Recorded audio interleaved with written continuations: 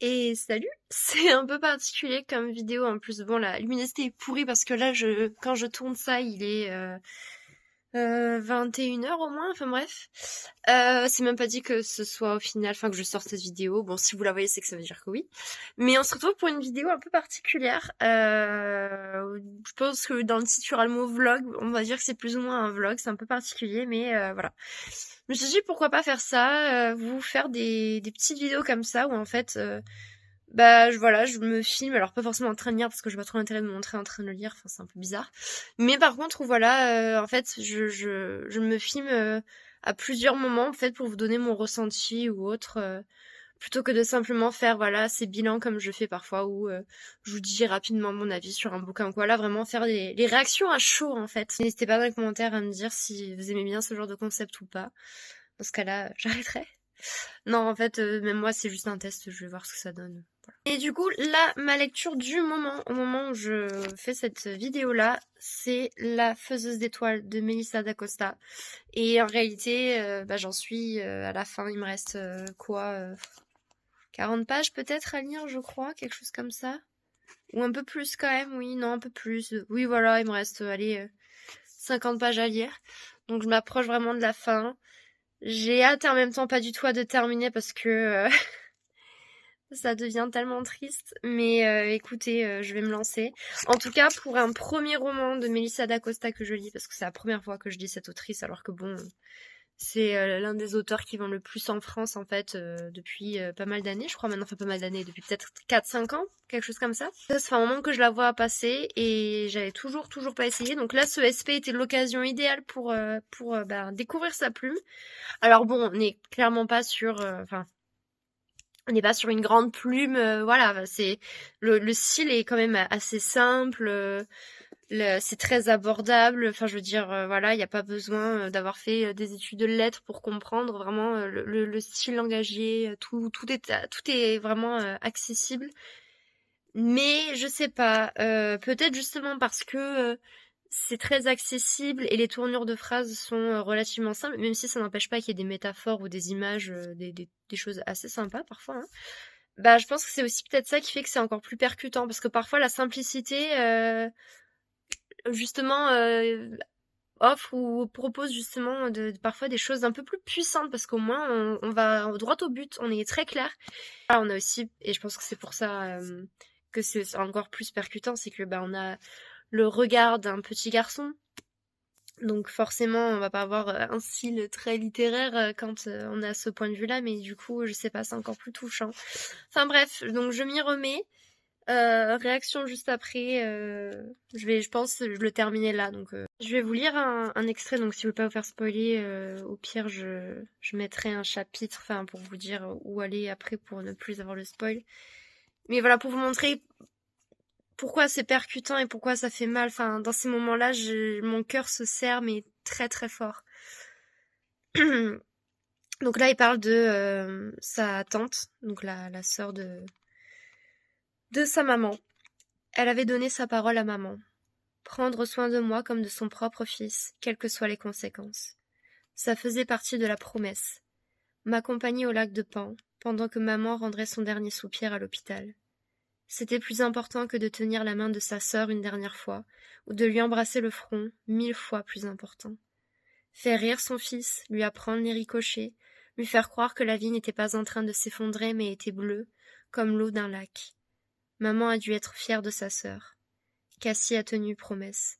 J'avais ri, chanté, attrapé des têtards, fait peur aux moineaux avec décibels, tandis que maman mourait. Sans moi. C'est horrible. C'est juste horrible. Wow! Réaction à chaud. Je viens de finir le roman et je pleure. Enfin, voilà, j'arrête de pleurer surtout. Mais, wow! Je pleure très très rarement pour un roman. Mais wow, très très percutant, hein. Et pourtant, je vous l'ai dit, le style il est pas, enfin il est simple dans le sens il est très accessible. Après, est-ce qu'il est simple? pas forcément dans le sens où il y a quand même des images, des métaphores, mais c'est reste extrêmement accessible. En fait, c'est à la fois beau et horrible, enfin dans le sens, enfin parce que on parle de mort en fait, de la mort et en même temps d'une famille qui se déchire un peu à cause de justement la mort. Mais à la fin, bon, ça y est, c'est très positif la fin, mais c'est tellement triste. C'est magnifique aussi, mais c'est triste, mon Dieu. Je pense que enfin, non, c'est pas, je pense que c'est un coup de cœur ce roman. C'est très très touchant. Je sais pas quoi vous dire. En fait, j'ai la même chose en boucle, mais parce que je suis sur le cul. En fait, enfin, on s'attend à tout ça. Il y a rien d'étonnant là-dedans, mais en fait, la façon dont c'est raconté,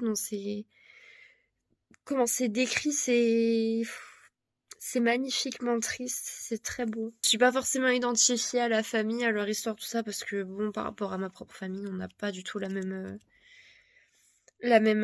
lien, la même relation, mais waouh, c'est bouleversant.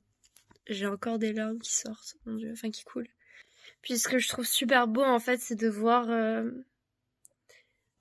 En fait, enfin, c'est ce que je trouve beau, voilà, c'est cet amour, qu'il soit maternel, paternel ou l'amour du fils pour ses parents, en fait, la façon dont c'est décrit. Ouais, je pense qu'il faut que, en fait, pour que je vous donne vraiment mon avis, que j'en parle vraiment, qu'en fait, je donne mon avis à froid, pas à chaud, parce que là, j'arriverai pas. Je relirai du Melissa d'Acosta, en fait, enfin, parce que là, bah, je pars sur un énorme coup de cœur, donc j'ai bien envie de découvrir les autres choses qu'elle a écrites. Je sais pas si elle écrit que des trucs déprimants, parce que bon, clairement, bon, ça fait déprimer quand même. Si je lis que des romans comme ça, je vais me sentir pas bien au bout d'un moment. Mais même si, voilà, il y a des choses magnifiques dedans, enfin, ça reste quand même une histoire fondamentalement très triste. Mais bravo à l'auteur, vraiment, l'auteur, l'autrice, comme vous voulez. Ou l'auteureux. Non, vraiment, magnifique, bravo.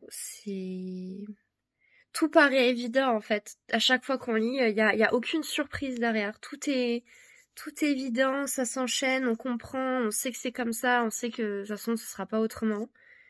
Mais on s'ennuie quand même pas, on n'est pas là en mode ouais bon, non, on s'en prend quand même plein la figure, que ce soit par la tristesse de ce que les personnages subissent, ressentent, mais aussi la beauté de tout cet amour, de tout ce qu'on fait l'un pour l'autre en fait.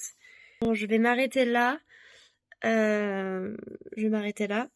Si c'est la fin de cette vidéo, de ce vlog, bon, vous me direz ce que vous en avez pensé. C'est un essai, c'est une première fois. Bon, c'est pas forcément folichon, hein, parce que là, en fait, je suis complètement sur le cul, je sais pas quoi vous dire, voilà.